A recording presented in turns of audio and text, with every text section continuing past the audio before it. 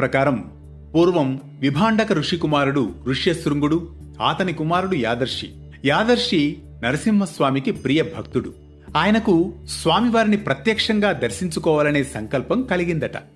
దాంతో ఆంజనేయ స్వామివారికి ఆయన నివేదిస్తాడు.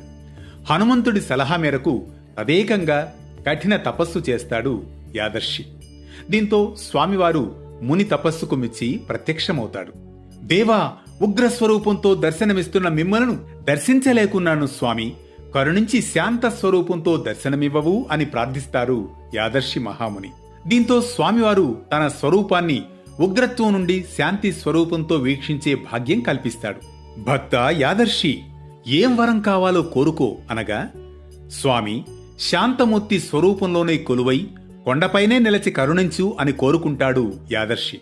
ఆ విధంగా ఆ లక్ష్మీ నరసింహస్వామివారు కొండపై అలాగే కొలువై ఉండిపోతారు. తదుపరి కొన్నాళ్లకు స్వామివారిని వివిధ అవతారాలలో వేర్వేరు రూపాల్లో కూడా చూడాలనిపించి యాదర్శి మళ్లీ తపస్సు చేస్తారట. అతని కోరిక మేరకు స్వామివారు జ్వాల, యోగ, నంద, గండబేరుండ, నారసింహ రూపాల్లో దర్శనమిచ్చాడట.